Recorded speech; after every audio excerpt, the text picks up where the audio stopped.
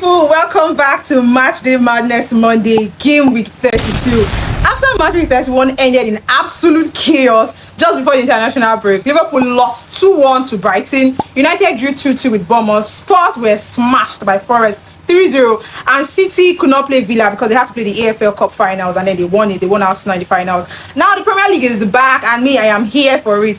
Game week 32 did not disappoint. Arsenal slipped again, guys. Their worst enemy is Spurs. Those ones are in serious trouble. City are locked in, and then the Premier League table is looking very, very scary. But trust me, this match was crazy. It was intense. It was unpredictable. It was everything that we love about football. But before then, don't forget to like, subscribe, share. And let's get straight into it. Starting with Arsenal. Arsenal Bournemouth. They hosted Bournemouth at the Emirates Stadium and they lost 1-2. Arsenal fans, come forward. What is going on? Another twist in the title race because Arsenal has lost 2-1 at home, in their home. Yes, at the Emirates Stadium. The game started slow. Not much was happening early in the game, but Bournemouth were there. They struck first and it was a deflection, and Kropi was there to put it to the back of the net. He gave them the lead. Now Arsenal were lucky because they got a penalty and Yokora stepped up and he buried it 1-1. At this point, you're thinking, okay, Arsenal will now push, but no. The second half, nothing really for them. No urgency. They had zero cutting edge. And then Bournemouth punished them when they had the chance. Alex Scott was there. He arrived at the box late and he made it 2-1. And that was it. Arsenal tried, but honestly, it wasn't convincing. This is now becoming a pattern. They start strong at the beginning of the season. And when it matters most, they struggle. They're still top of the table. Yes, no problem. But Manchester City are right behind them, breathing down their neck. And they still have to go to Etihad to play City in City's home. And this game, Mancity Arsenal, could be the game that decides everything for Arsenal. But Arsenal fan, I need you in this comment section. Who is to blame? Is it your manager, your players? And do you think your team still has what it takes to win the league? Let me know. And one more thing, Arsenal players, what you do to your fans is really unfair. These people show up for you every single season. They have your back, the back of the players, the back of the managers. They're always there backing you. But this one time, one thing you could do for them, they accepted their fate that, okay, we've lost out on the AFL, whatever might happen. But you see this Premier League, let's just get it. They've been there with you and for you through it all for almost 30 years or over 30 years. And then this one time they need you to do something. All Arsenal fans I know this weekend were very, very solemn. They were sober. It's just really heartbreaking. And I say this from like a very neutral perspective. If people are always there for you, this one time they need you to do something, do it. You're not even certain you're going to win the Champions League because we have PSG, we have Bayern, we have Barca, we have so many clubs there that stands even better chances than you, I'm sorry to say, to win the Champions League. But this is one thing that everyone is so certain that you have this on lock. You can't just finish it off.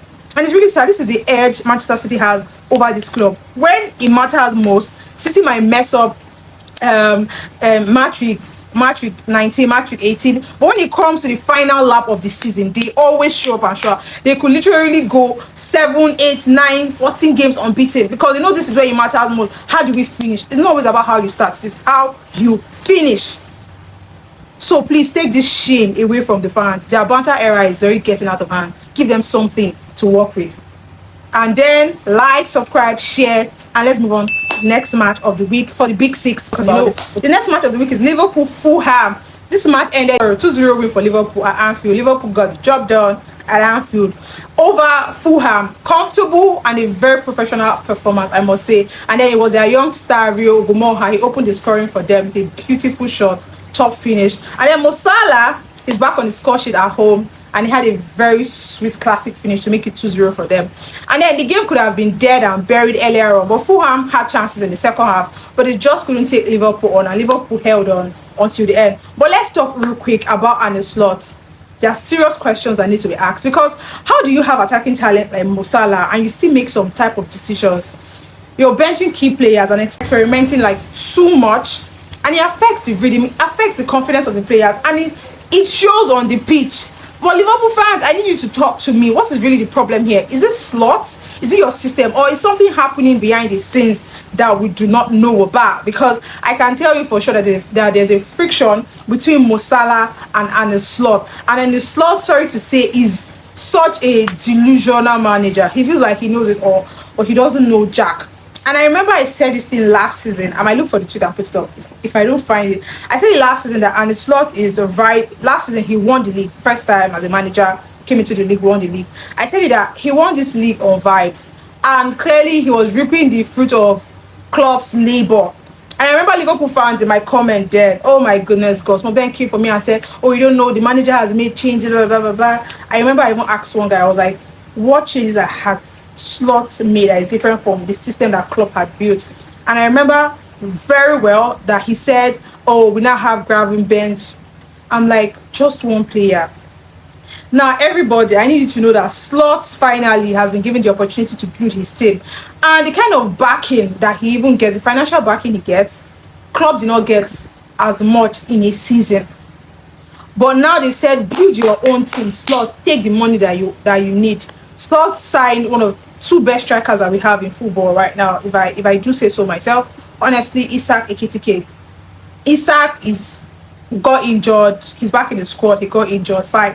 But every time, he just, like I said, he likes experimenting, very funny, rubbish experiment. Ekitike is good. He's playing well. Next thing, if Gakpo is back, you don't even think twice. Just put him back on the bench. Like, it's just really crazy. And then the friction with Mo Salah. Mo Salah is a leader, man. There's some players that you don't put on the bench. Please, let's get serious. So I don't know. A Liverpool fan told me that the only way Liverpool can get good is if Slot gets fired. But I need to hear from you, Liverpool fans. Do you think Slot needs to leave your club for your club to actually get back to top form, or to be like the club's Liverpool? Let me know in the comments. And don't forget to like, subscribe, share. Let's move on to the next match of the week. The next match of the week is, hey, one of the big six. Somebody said I should stop mentioning Spurs inside big six. So, but I'm sorry, my darling, because we started this season with Spurs in our big six. So maybe next season we might replace Spurs with Villa or another club. But for now, I'm going to talk about Spurs. Even if they are going down, I'll still mention them in the big six. Apologies, accept it. Now, Spurs are really getting bad. They have a new manager, but they still have the same problem. They lost 1-0 to Sunderland. And this result wasn't even shocking for me. The game was very tight. A few chances here and there. But Spurs didn't look threatening enough to win the match. Then the goal came. It was a deflected shot, wrong-footed. And what's his name? He made it 1-0. And then Spurs had no response. To make things worse, injuries again. And now they are like officially in the relegation zone. I want that to sink in. Tottenham Hotspur are in the bottom three. But I need us to be honest. Do you feel like this relegation is actually going to happen? Will Spurs actually be relegated? Do you think they'll survive? I don't see them surviving. I think 3 people going down: West Ham, Burnley, Spurs. Hey! Let me know who you think are the bottom 3 by the end of the season. And like, subscribe, share. Let's move on to the biggest match of the week. The match that everybody sat down to watch, even Arsenal fans, because this match meant so much to them, but sadly it didn't go the way they wanted. And the match I am talking about is Chelsea-Manchester City. Chelsea lost to City at the Bridge 0-3. Chelsea started this game well. I won't even lie. They had chances and they even scored. Cucurella scored, but it was ruled as offside. But the moment Manchester City came out in the second half, it was a different game entirely. Within 17 minutes, boom, boom, boom, 3 goals. Shecky was running the show, and it was obvious that Pep had already spoken to him at the halftime, and Chelsea just couldn't match up. That third goal, Caicedo losing the ball like that, you cannot do that kind of thing against City. You get punished for every single mistake you make. And the title race is alive again. Arsenal fans are worried, and they have every right to be worried, because right now they play 32 matches, 70 points. City has played 31 matches, 64 points. And like I said earlier, they will have to go to the Etihad. So it's just a lot happening at the same time. But I have a question for Chelsea fans. What exactly is the problem with your club? Is it a coaching problem or the players' problem? Me, I feel like since you sacked Maresca, I knew you were going to struggle, because you don't just change structure mid-season like that. I have a video on my page. I said they would struggle. What are you people doing? And then a question for Manchester City fans: are you winning the league again after losing it last season? And for you, the neutral fans, between Arsenal and Manchester City, who do you think wins them? And then Manchester City's first goal was scored by Nico O'Reilly. Nico O'Reilly right now stands a chance of being the best young player in the Premier League, and even at the Ballon d'Or, because this little boy, just 20 years old, has done so much for this club. He won them the EFL. He has done so much. And then there's Doku as well on the other flank, who scored the 3rd goal. And then, Guardiola is just cooking. And this is what sets City apart from these other clubs. every season, when it's like towards the end of the season, this is where they should play their best Premier League matches ever. So like, subscribe, share, and let's move on to other matches that played at West Ham beat Wolves 4-0. Huge win for them. It was this win that put Spurs in relegation zone. While we also had Brentford Everton. The match ended in a draw. Brentford hosted Everton at home, and then 2 goals each. They scored 2-2. It was a draw, and it was Thiago that scored the brace for Brentford, and he's chasing the golden ball right now, and he's just 1 goal behind Erling Haaland. Then Burnley lost to Brighton 0-2. I think they've accepted the fact that they are going to the championship again to go and rule and then get promoted back to the Premier League, because it's looking like a pattern. They're getting too comfortable with the championship, so whenever they come, they just go back. Then the other match we have is Palace Newcastle.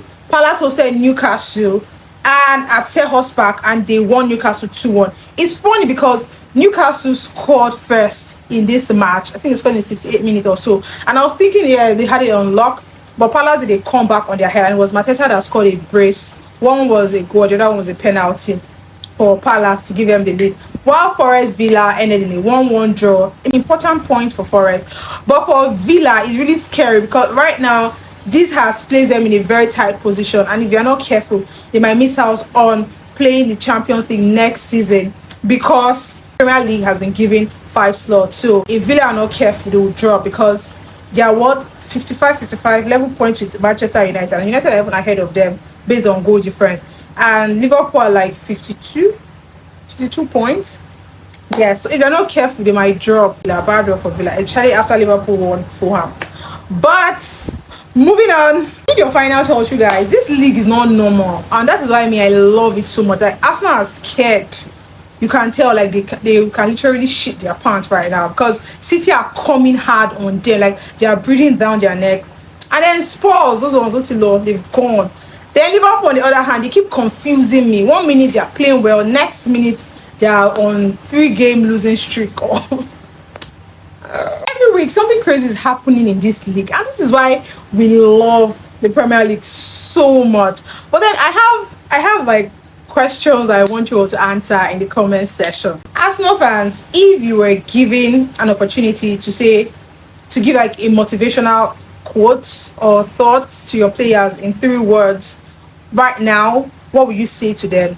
Let me know in the comments. And you guys, I need you to drop your top 3 prediction for the season and your title winner. That's like your top 4, and also give me your relegation team, 3 teams that you know will be relegated this season, and you might just win something from Neme Football, because you know every season we always have something for those who predict correctly. Last season we actually gave cash prize of 20,000 naira to a fan that predicted the Premier League score correctly. Yes, we gave him 20,000 naira. We just never made a video and we never put it out there, but I am sure if he sees this video he will say, yes, I was gifted 20k by Neme Football for correct prediction. So I need you to drop a prediction, because this season is more intense, so the money might just be higher.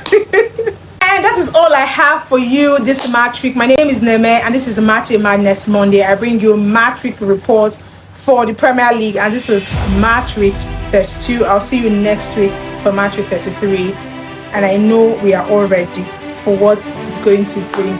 Like, subscribe, share. You'll have a lovely time.